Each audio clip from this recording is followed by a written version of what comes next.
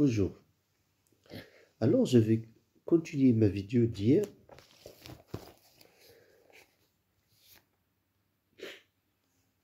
Io métamorphosé en génie. Alors, on a dit, Génon a confié la garde de la génisse à Argus. Argus a beaucoup de yeux. Sa tête est pourvue, ça veut dire munie, et pleine de yeux.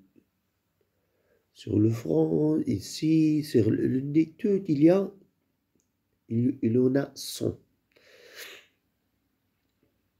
Pour les reposer, il en ferme deux et 98 travaillent. Ces 98 yeux surveillent la génisse. La pauvre génisse n'a pas de chance pour se sauver, pour s'enfuir. N'a pas de chance pour préparer un plan, n'a pas de chance pour se plaindre, n'a aucune chance.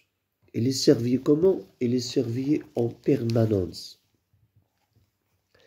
Ça veut dire d'une façon continue. De ce fait, quelle que soit sa place, Argus observium. Ça veut dire, là où se trouve Argus, il surveille Io. Si Io est devant Argus, il la surveille. Si Io donne le dos à Argus, il la surveille parce qu'il a les yeux derrière la tête. S'il regarde de côté, il la surveille. De ce côté, il la surveille. Il est sous haute surveillance. Personne ne peut la voler. Ça veut dire qui? Ça veut dire Jupiter n'a pas de chance, ou bien ne peut pas la voler.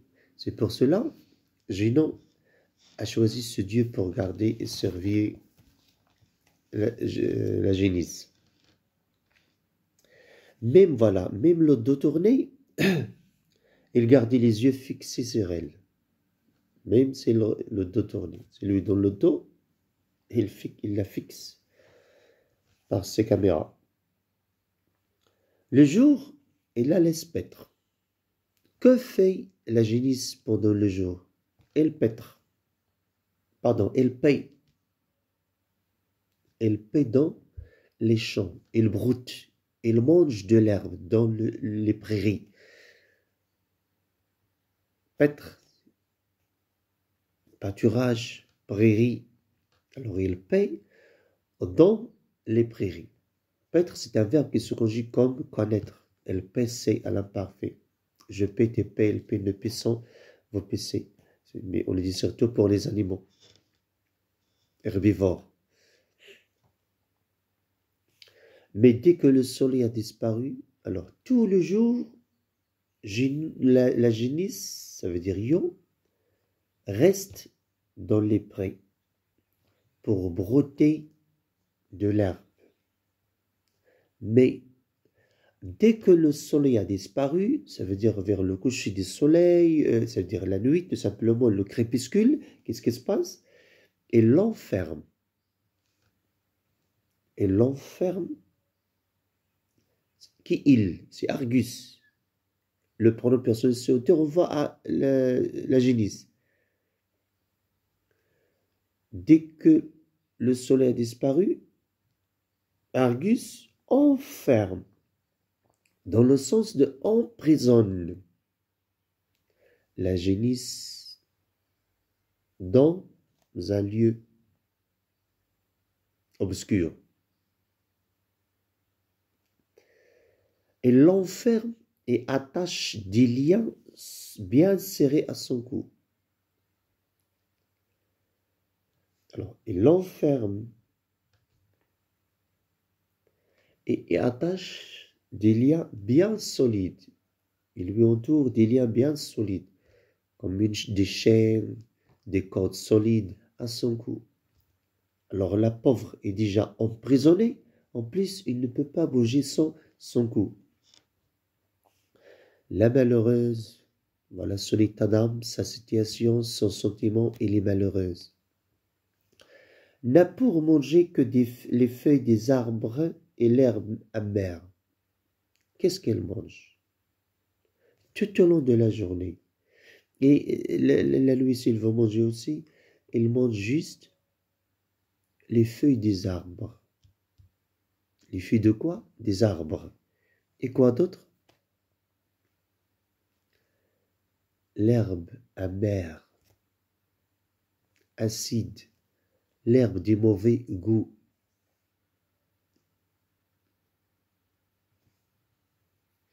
Il n'a pas le choix. Il ne lui varie pas sa nourriture.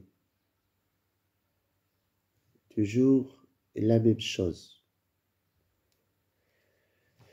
Pour boire que de l'eau bourbeuse du ruisseau. Qu'est-ce qu'il boit? L'eau bourbeuse, l'eau boueuse, l'eau sale des ruisseaux. Pour dormir que la terre dure battue. Il dort sur la terre dure. Directement, son corps touche la terre. Il ne lui pas de la paille pour rendre la place douce, lisse, confortable, mais dure, rude, rigide. Alors, c'est ça, tout ça constitue une souffrance absolue pour la génisse. Alors, elle est sous haute surveillance. Elle est servie de tous côtés par un dieu qui s'appelle Argus, dont la tête est pleine de yeux de tous côtés.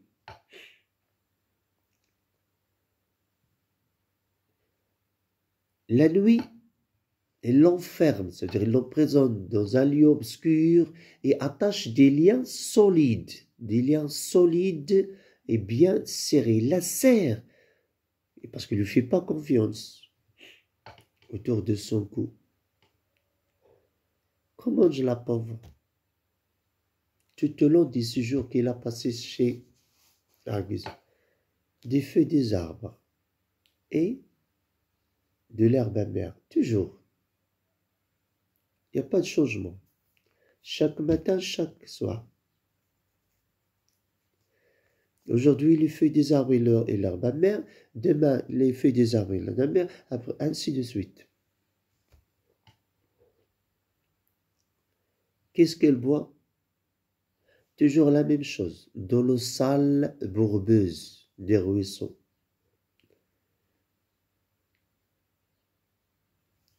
Où il dort? Comment il dort? Il dort dans une place où il y a la terre dure. Comment va être son corps après, quand il se réveille? Il va avoir malade à tous ses flancs. Ça va lui faire mal aux pieds, aux pattes, pardon. Alors, comment vit cette vache ici? Elle vit en souffrance. Elle souffre, la souffrance totale, absolue. Elle est traitée comme une prisonnière. Elle est traumatisée, tourmentée. Argus la traumatise par son comportement et tout ce qu'il lui fait. Il est traumatisé. C'est comme un prisonnier qu'on traumatise. Un prisonnier qui a fait un grand malheur, un grand mal, un criminel. On le traumatise par ses gestes. La vache est maltraitée. Quel mal a-t-il fait la pauvre? Rien. Il n'a rien fait. Et pourtant, il souffre. Elle est malheureuse. Elle est méprisée. Maltraitée par ce Dieu. C'est bien, continue.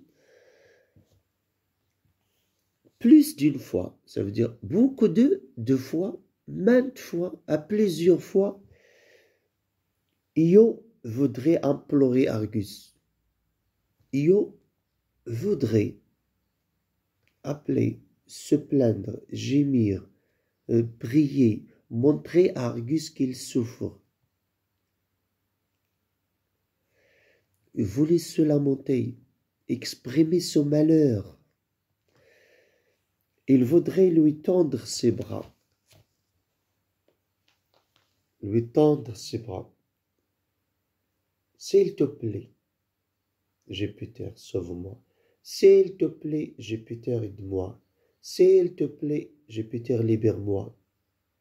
Mais pourquoi il l'a pas fait? Il sait qu'il va la libérer. Pourquoi l'a-t-il pas fait? Tout simplement, mais il n'a plus de bras. Il n'a pas de bras. Il a juste des pattes de la vache. Comment il va les lever? Il ne peut pas se mettre sur les deux pattes de derrière et pour faire. Et s'il fait comme ça, qu'est-ce qu'il va faire? Rien. Ce n'est pas à implorer. Il voudrait se plaindre. Ah, je souffre. Ah, s'il te plaît, je peux dire. Se plaindre. Mais il ne sort de sa bouche que des mugissements. Lorsqu'il veut parler, qu'est-ce qu'il dit? Mou, mou, mou. Incompréhensible. La pauvre souffre. Il sait qu'il peut la libérer. Il veut se plaindre et l'implorer. Mais il n'a pas de bras humains. Il a des pattes avec des sabots. Il ne peut pas parler pour montrer, expliquer son malheur, parce que juste il mugit. Leur sang lui fait horreur. Lorsqu'il dit mot, il a peur. Oh, il a horreur de ce sang. Il le déteste. Il n'aime pas, lui fait peur. Non. Et sa propre voix l'épouvante. Le sang du mugissement. Oh, un mot, lui fait horreur. Cette voix-là, l'épouvante, lui fait peur. Que va-t-il faire alors? Rien. Accepter son destin. Manger et boire pour ne pas mourir. Vaut mieux manger cette herbe amère que de mourir de faim. Il va attendre qu'un miracle se passe. Que va-t-il se passer? Qui va-t-il intervenir? Comment va-t-il faire? À la demande de Jupiter, le dieu Mercure tue Argus et libère Io qui a toujours l'apparence d'une génisse. Enfin, Jupiter a compris, a senti, a perçu, vers percevoir, que Io souffre. Alors, il demande à Mercure de tuer Argus. Le chef des dieux, le dieu des dieux, le dieu le plus puissant de l'Olympe, et on parle de celui qui a causé le malheur de Dio, a demandé à Mercure de tuer Argus.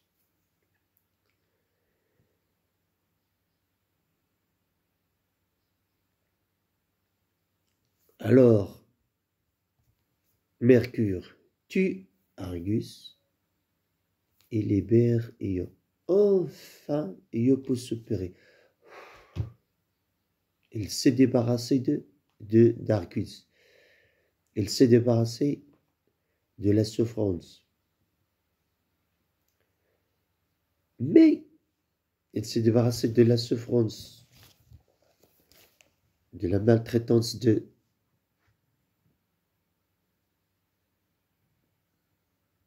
Argus, mais il est toujours sous forme d'une vache.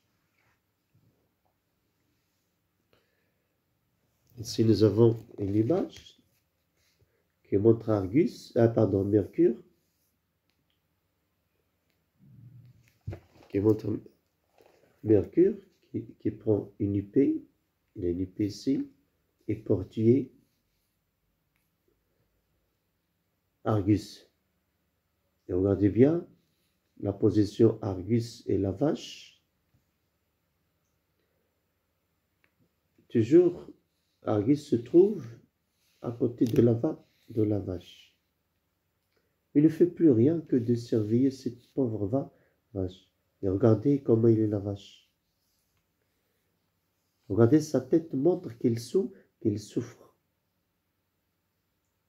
Voilà, qu'il a un problème. Bien.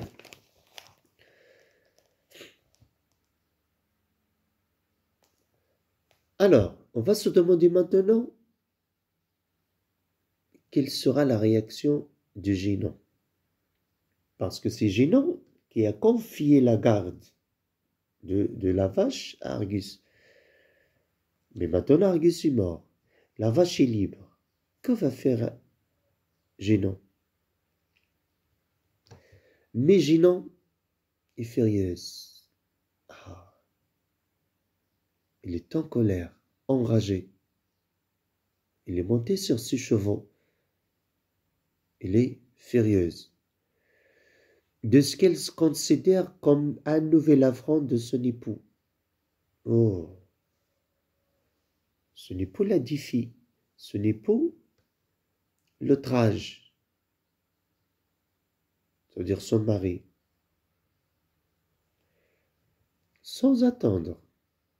Et une fois Mercure a tué Argus, Génon intervient. Génon passe à l'action. Que va-t-il faire? On va voir le texte. Sans attendre, il se venge. Alors, une fois Io est libre, Génon se venge en frappant sa rivale de folie. Qu'est-ce qu'elle a fait? Elle a frappé sa rivale de folie, la rivale, la concurrente. C'est Io. Il a frappé directement, il a frappé Io de folie. Il la rend folle. Il va perdre sa raison. Déraisonnable. Il ne va pas savoir ce qu'il va faire, ce qu'elle fait, ce qu'il va faire. Sous la blessure de l'aiguillon qui la tourmente sans répit. Sous la blessure de l'aiguillon. Sous la blessure de l'aiguillon.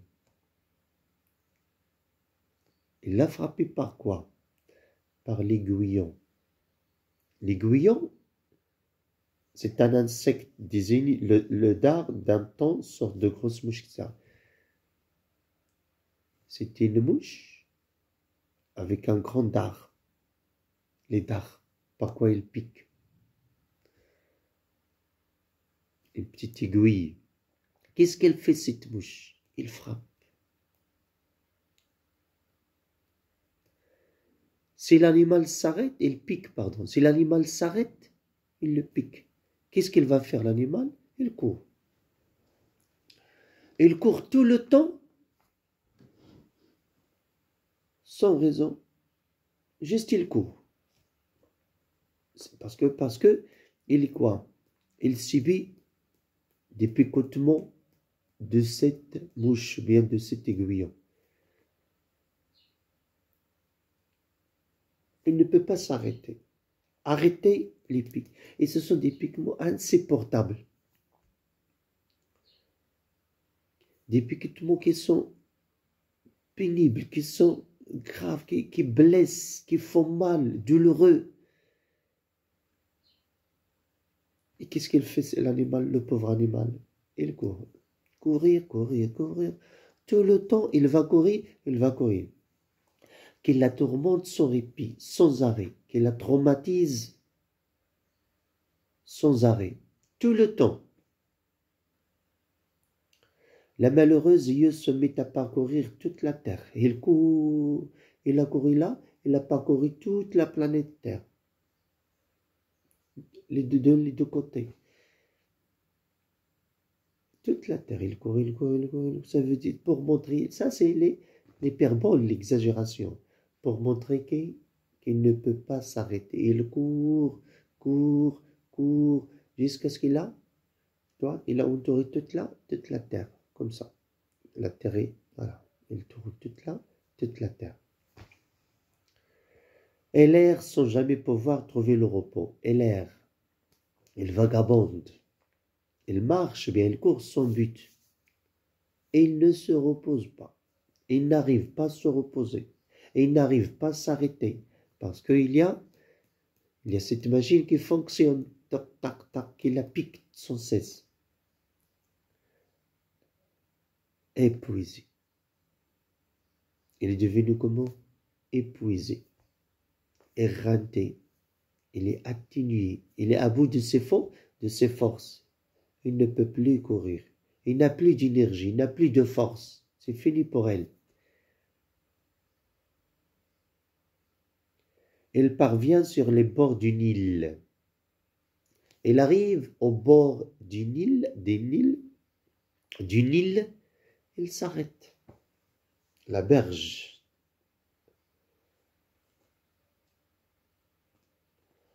Elle arrive du Nil, elle s'arrête. Est-ce qu'il va s'arrêter? Il ne peut pas s'arrêter. Mais qu'est-ce qu'il va faire? Il va tomber. Il se laisse tomber à genoux. Il arrive au bord du Nil, il tombe. Il tombe. Son cœur bat très, très fort. Ses genoux se sont fléchis. Il ne peut plus la supporter. Ils ne peuvent plus la supporter. Il tombe, la pauvre tombe. À cause de la fatigue.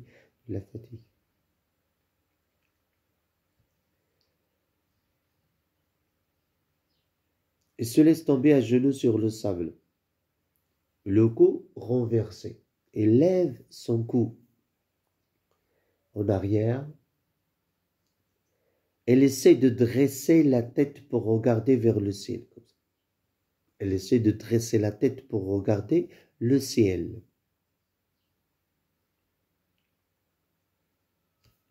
Il va regarder quoi? En fait, il va regarder qui?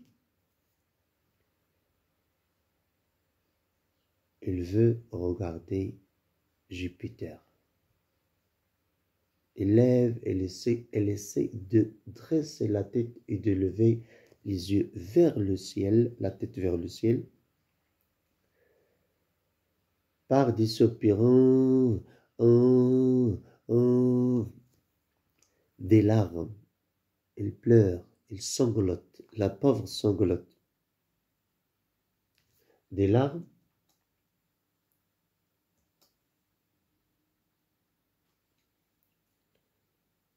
et des mugissements lamentables.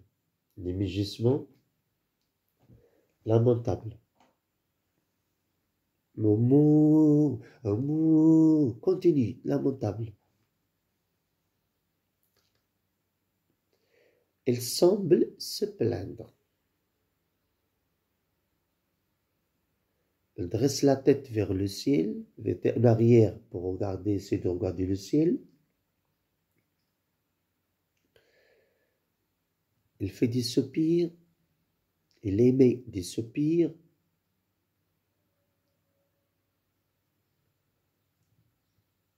Elle pleure.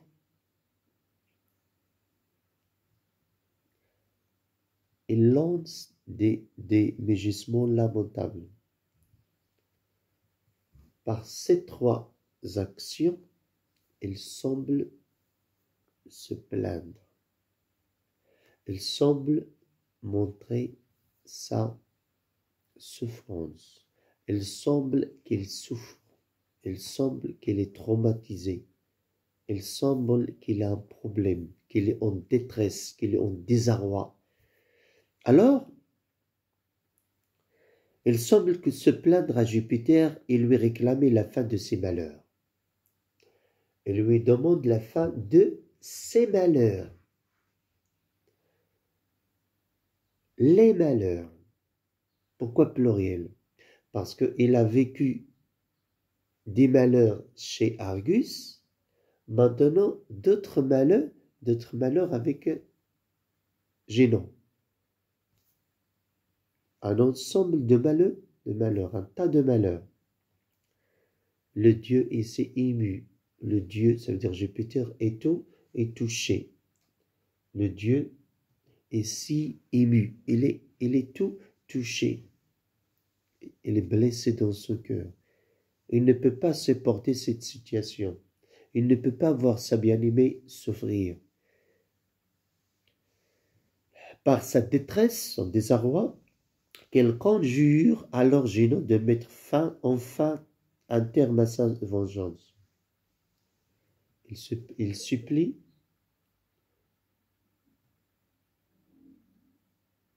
Jupiter demande à Génon de mettre fin, d'arrêter cette vengeance.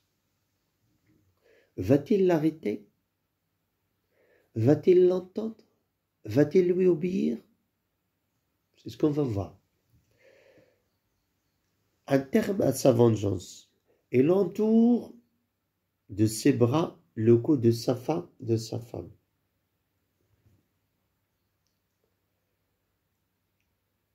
Pour lui exprimer son amour, lui exprimer sa tendresse, lui exprimer sa relation intime, étroite, forte, qu'il est les deux.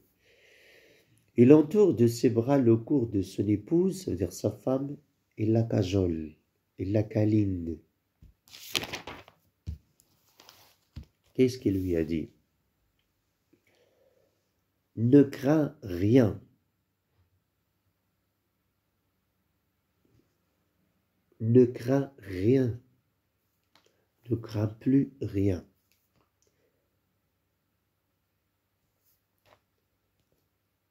Susurre-t-il, la rassure-t-il.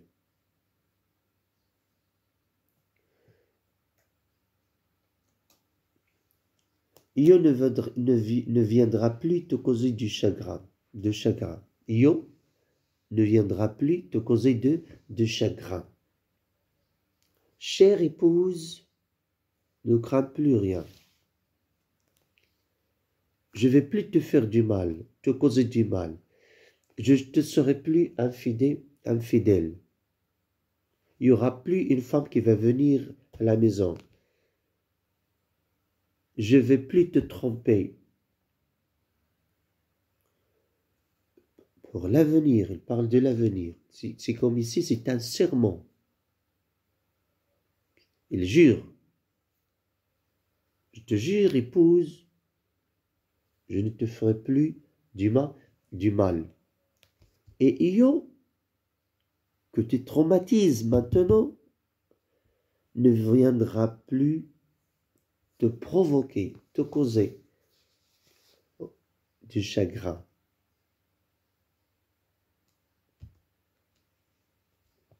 La parole de Jupiter.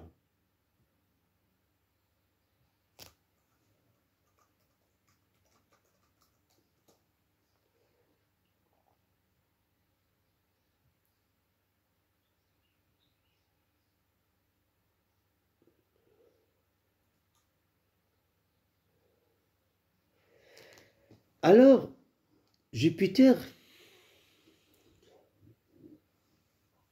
rassure sa femme qu'elle ne va plus lui faire de mal, que Io ne va plus venir à la maison, qu'Io ne va plus parler avec Jupiter, qu'Io va disparaître de sa vie.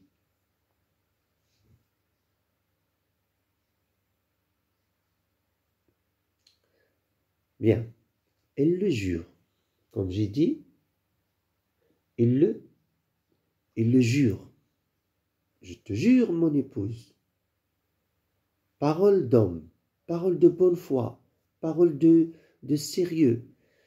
Il le jure et il commande Styx. Ah, c'est quoi le Styx? C'est le fleuve sacré de Dieu.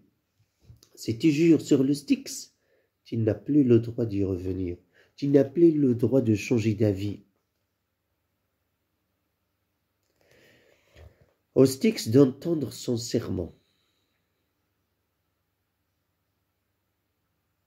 Il le jure et il commande au Styx d'entendre son serment. Jupiter est devenu faible. Le plus puissant des dieux, il est affaibli par sa femme, Génon. Il est devenu tendre, il est amadoué par sa femme. Parce que la femme, on a dit, cette femme a l'habitude de ses infidélités. Chaque fois, il la trompe. Alors, Jupiter doit arrêter cette tromperie, doit mettre cette tromperie, ces duperies. Mais il ne veut pas. À chaque fois, la même chose, la même histoire se répète. Génon intervient alors. Lorsqu'il a trouvé la vache, et il a commencé à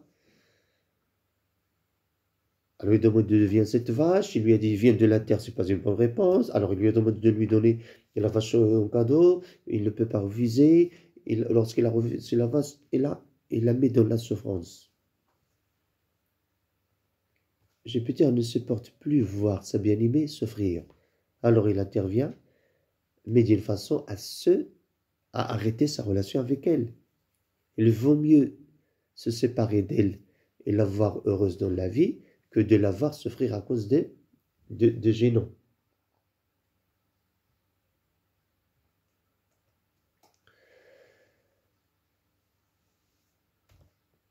Dès que la colère de Génon s'apaise, lorsque Jupiter a juré au Styx de ne plus faire de mal à Génon et que celle-ci ne va plus voir ce qui est déjà Io à la maison, la colère de Génon s'apaise. Pourquoi Génon est en colère? Parce que on a tué Argus. Son mari a demandé à Mercure de tuer Argus. C'est ça qui a rendu Génon en colère.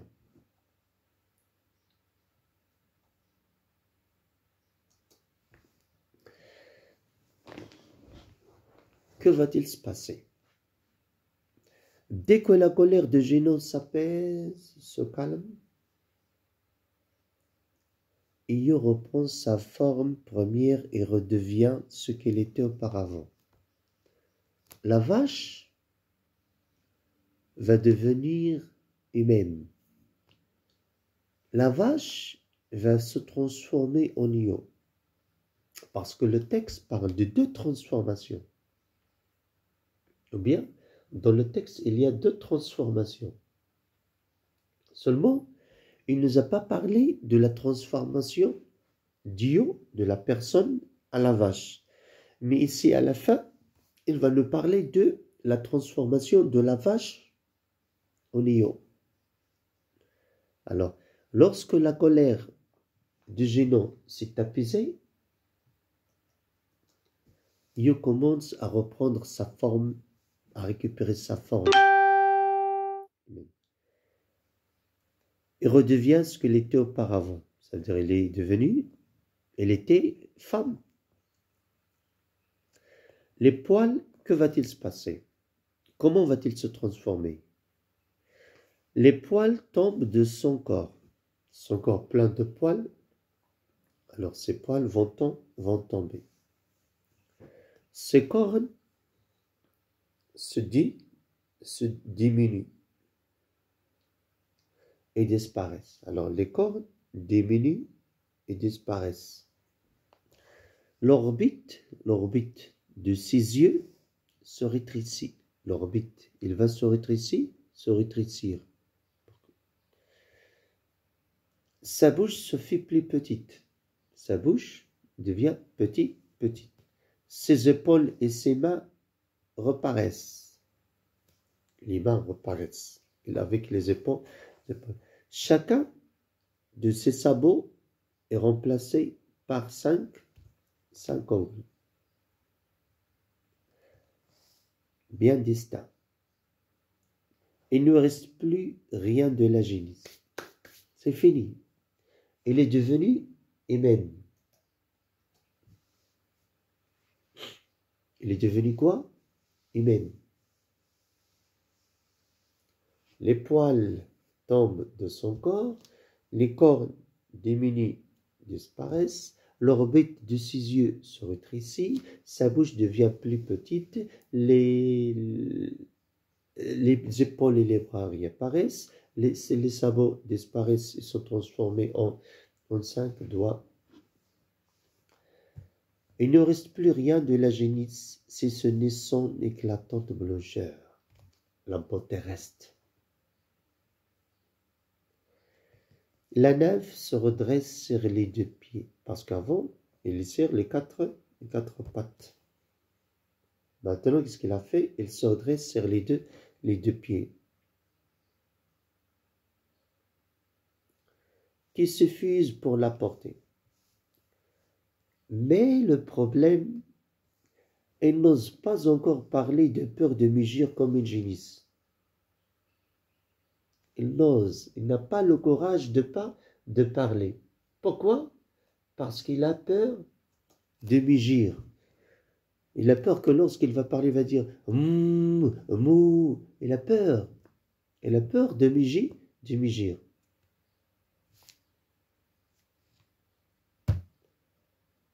Voilà là. Le texte de la pauvre Io. Io n'a rien fait, la pauvre. Il n'a rien fait. Mais il est victime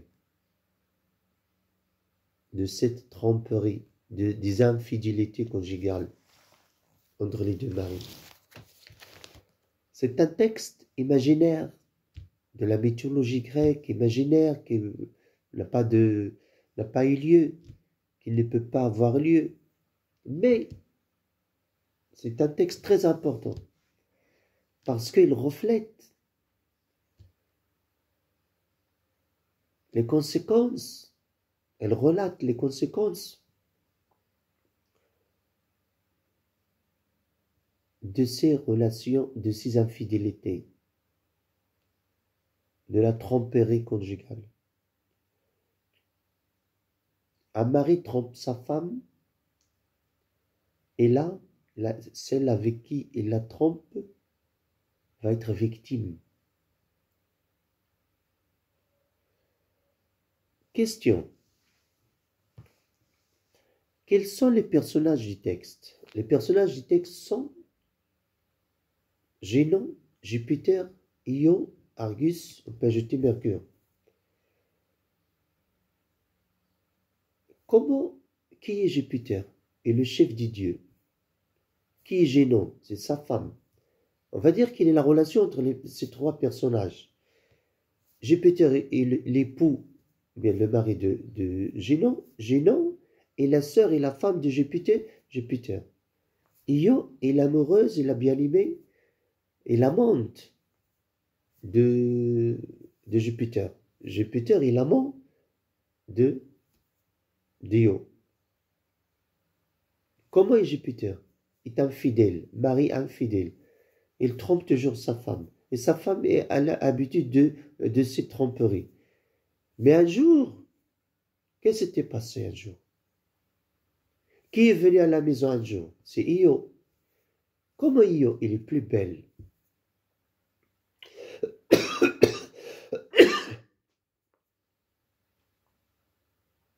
Que fait Jupiter avant l'arrivée de sa femme? Avant l'arrivée de Génon, Jupiter a transformé Io en vache, en génisse. Et la génisse, c'est une jeune vache. Comment est cette vache? Oh là là, d'une blancheur éclatante. Qu'on lui demande Génon, comment est Génon lorsqu'il est entré à la maison et lorsqu'il a trouvé la vache à la maison? Il est ébahi, abasourdi, ahuri. Que demande à son mari?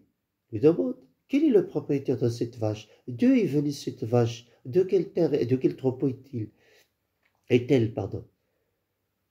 Jupiter n'a pas de réponse, parce que ce n'est pas une vraie vache. Et d'ailleurs, sa femme se doute que c'est une vache.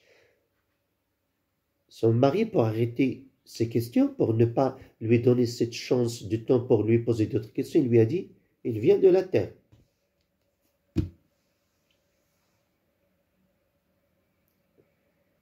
Quelle est la réaction de sa femme? Qu'est-ce qu'il va faire? Il va laisser la vache à la maison? Il va accepter la réponse de Jupiter? Il va être tranquille? Non. Sa femme sait que ce n'est pas une vache. Pourquoi il le sait d'avance? À cause de la blancheur éclatante, il n'avait jamais vu une telle vache. Pourquoi il va poser ces questions-là? Devient cette vache de quel troupeau et quel est son propriétaire? Tout simplement, si Jupiter lui a monté par exemple, lui a dit par exemple, cette vache appartient à Mercure. Alors Jupiter, Géno va l'emmener à Mercure. Bien, alors, que fera Géno? Accepte-t-elle de laisser la vache à la maison? Accepte-t-elle de laisser Jupiter avec la vache? Non. Génon n'est pas tranquille. N'est pas tranquille, n'est pas à l'aise. Que va-t-il faire alors? Il va tester son mari. Il va lui demander la vache en cadeau. Le mari se trouve dans une situation embarrassante. Va-t-il accepter ou refuser? Accepter, c'est se débarrasser de l'objet de son amour, se débarrasser d'Io. Refuser, c'est éveiller les suspects de sa femme. Ça veut dire sa femme dit, ah, alors ce n'est pas une vache. Pourquoi vous me donnez une vache? Il accepte. Il a cru que tout va se passer, qu'est-ce qui va se passer alors, tout simplement. Et je vais lui donner la vache, et lorsqu'elle sort, je vais la transformer, elle devient Io, etc. Ça veut dire, je lui donne la vache en cadeau, et la vache elle va être avec lui, etc.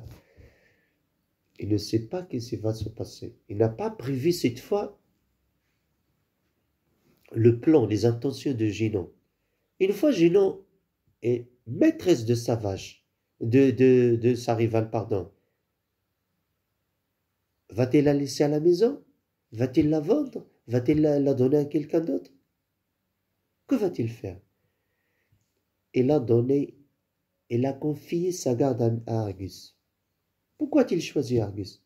Parce que sa tête est pleine de yeux. Combien en a-t-il? 100. Comment les repose-t-il? Il enferme deux et les autres travaillent. Comment il garde la vache? En permanence.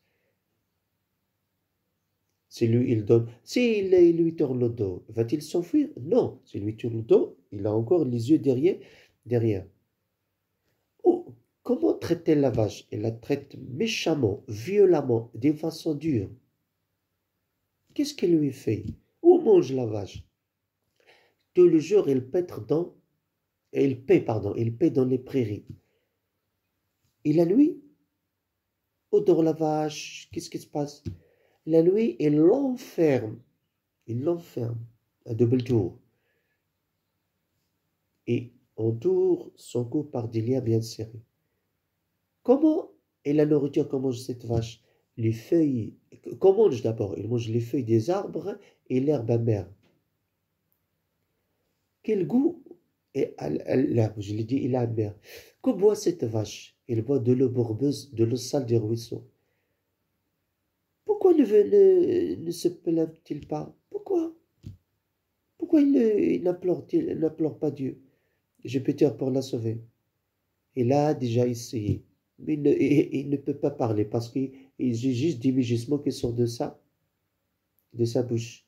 Et lorsqu'il veut il a pensé lever ses bras, il découvre qu'il n'a pas de bras, il a juste des sabots.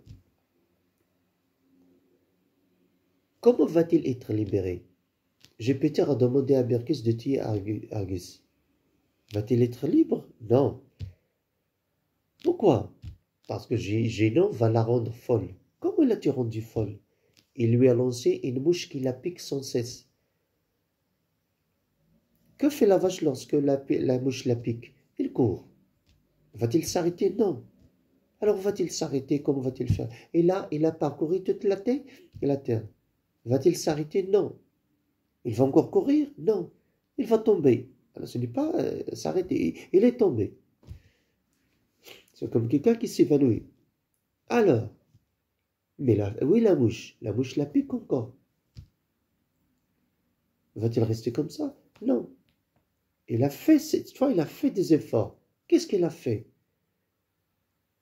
Premièrement, il va implorer Dieu. Deuxièmement, comment? Il a essayé de renverser la tête en arrière, de lever les yeux au ciel, et de pleurer, de se plaindre et de mugir tout le temps. Qui a remarqué sa souffrance? C'est Jupiter. Comment est-il en voyant Io souffrir? Il est ému, il est touché. Comment va-t-il parler avec sa femme tendrement? Qu'est-ce qu'il lui a fait? Il a entouré les mains à son cou. Qu'est-ce qu'il lui a dit? Il lui a juré au Styx. Pourquoi il a juré au Styx? Parce qu'une fois on a juré au Styx, on n'a plus le droit de changer d'avis, d'abandonner, d'oublier ce serment. Comment va devenir Génon? Il va être calme, il va se calmer. Et Io, qu'est-ce qui va se passer? Que s'est-il passé lorsque Génon s'est calmé? Les poils d'Io de la vache tombent. Les poils de la vache tombent. Ses cornes diminuent disparaissent. Ses sabots deviennent 5 doigts. Ses épaules et ses bras réapparaissent. L'orbite de ses yeux sont rétrécis. Sa bouche devient petite. Il est devenu Io. Comment est cette fille? Elle est toute belle. Qu'est-ce qu'elle a perdu, la vache? Cette vache a perdu quoi? Il a perdu toutes les caractéristiques de l'animal. Sauf quoi? Qu'est-ce qu'il n'a pas perdu? Qu'est-ce qu'il a gardé? C'est la beauté, la blancheur éclatante. Est-ce que Io a parlé une fois la transformation, la métamorphose, c'est terminé? Non. Pourquoi il n'a pas parlé? Il a peur de mugir. La pauvre Io, il a peur de mugir. Chers amis, voilà le texte. Merci beaucoup. Bonne lecture. Au revoir.